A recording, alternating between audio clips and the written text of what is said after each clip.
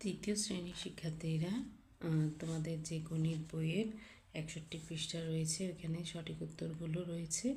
এই সঠিক উত্তরগুলো হলো, আমরা জানি 500 এবং 30 এর গুণফল নিচের কোনটি? 500 এবং 30-এর গুণফল, এখানে দেখো 3টি শূন্য, তাহলে এখানেও রয়েছে 3টি শূন্য, এটি হবে 15,000। এর পরবর্তীতে দেখো 172 গুণ 50 এর গুণফল নিচের কোনটি? এটি গুণ করলে উত্তর পাওয়া যাবে 8,600। নিচের কোনটির গুণফল 70 গুণ 50 এবং এর সমান? আমরা জানি গুণফল যদি তুমি এখানেও 50 দাও এখানেও 70 দাও একই হবে, তাহলে এটি হবে। এর পরবর্তীতে আমরা দেখব যে এই অঙ্কগুলো রয়েছে, 4টিতে 1 হালি হয়, 5 হালিতে কতগুলো হবে? তাহলে দেখো আমাদের অঙ্কটি, 4টিতে হয় 1 হালি, 5 হালিতে হয় 4 গুণ 5, 4 গুণ 5 সমান সমান 20, উত্তর 20টি। 5 হালিতে হয় 20টি। এর পরবর্তী অঙ্কটি হচ্ছে, যদি 1 গুচ্ছে 6টি ফুল থাকে তবে এরকম 8 গুচ্ছে কয়টি ফুল থাকবে? 1 গুচ্ছে ফুল থাকে 6টি, 8 গুচ্ছে ফুল থাকে 8 গুণ 6 সমান সমান, তাহলে 6-এর সাথে 8 গুণ করলে 8 × 16, 3 × 8 = 24, 4 × 8 = 32, 5 × 8 = 40, 6 × 8 = 48, 48টি। তার মানে 8 গুচ্ছে 48টি ফুল থাকবে। তাসকিয়া প্রতিদিন 4 ঘন্টা করে বই পড়ে, এক সপ্তাহে সে কত ঘন্টা বই পড়ে? আমরা জানি এক সপ্তাহ সমান 7 দিন, তাহলে এক দিনে বই পড়ে 4 ঘন্টা, 7 দিনে বই পড়ে 4 গুণ 7 ঘন্টা, কত হবে? 7 × 7। এখন আমরা কি করব, 4 এবং 7 দিয়ে গুণ করব। 7 × 7, 7 × 2 = 14, 3 × 7 = 21, 4 × 7 = 28, তাহলে আমাদের উত্তর হবে 28 ঘন্টা। 7 নম্বর অঙ্কটি দেখো, 1 দিস্তা কাগজে 24টা থাকে, 12 দিস্তায় কতটা থাকবে? আমরা জানি 1 দিস্তা কাগজে থাকে 24টা, 12 দিস্তা কাগজে থাকে 12, 24 গুণ 12, তাহলে 24 গুণ 12 কত হবে? 4 × 4, 4 × 2 = 8, 4 × 4, 2 × 2, 2 × 2 = 4, এখানে তারপরে দেখো 4 × 4, 2 × 2, এরপর আমরা একটি যোগ করে দিব, 8, 4 আর 4 যোগ করলে 8 হয় এবং 2, 288টা।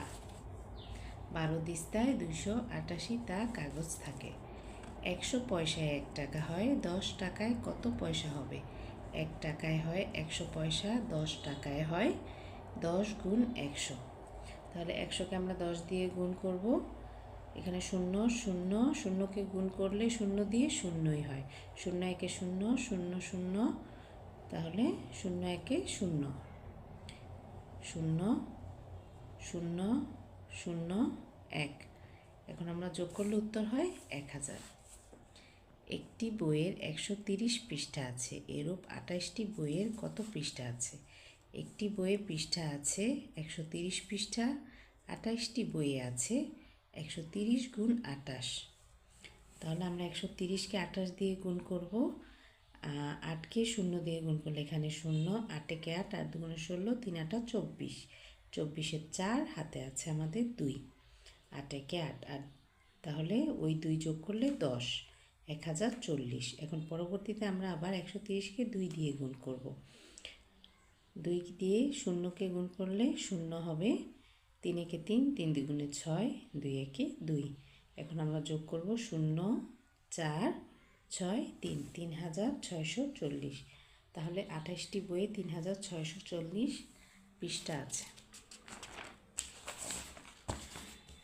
আমাদের 10 নম্বর অঙ্কে কি বলেছে, মিলির টাকার 14 গুণ টাকা মুন্নির কাছে আছে, মিলির কাছে 225 টাকা থাকে, তবে মুন্নির কাছে কত টাকা আছে? এখানে মিলির কাছে যা আছে মুন্নির কাছে তার 14 গুণ আছে, তাহলে মিলির যদি 1 টাকা থাকে মুন্নির কাছে থাকে 14 টাকা। মুন্নির কাছে মিলির টাকার 14 গুণ টাকা আছে। মিলির কাছে আছে 225 টাকা, মুন্নির কাছে আছে 225 গুণ 14 টাকা, তাহলে 3150 টাকা। মুন্নির কাছে আছে 3150 টাকা। আমরা এখন 125কে 14 দিয়ে গুণ করব। 4 5 20, হাতে আছে 2, 4 একে 4 দুগুণে 8, সেই 2 যোগ করলে 10, হাতে আছে 1।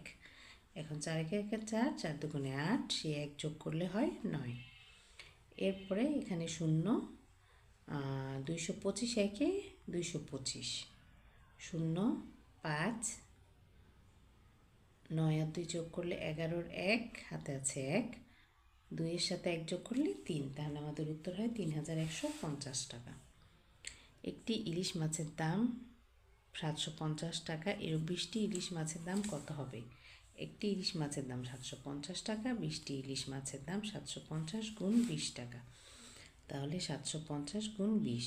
0 দিয়ে 0কে গুণ করলে 0, 5 2 গুণে, আবার 0 দিয়ে 5কে গুণ করলে 0ই হবে, 0 দিয়ে 7কে গুণ করলে 0ই হবে। এরপরে 2কে 0 দিয়ে গুণ করলে 0, 5 2 গুণে 10, 10-এ 0, হাতে আছে 1, 7 2 গুণে 14, 14-র সাথে 1 যোগ করলে 15, তাহলে আমাদের উত্তর হবে 15,000। 20টি ইলিশ মাছের দাম 15,000 টাকা। আশা করি তোমাদের ভালো লেগেছে। ভালো লেগে থাকলে অবশ্যই আমার পোস্টটি শেয়ার করে দিবে এবং সাবস্ক্রাইব করে লাইক করে দেবে।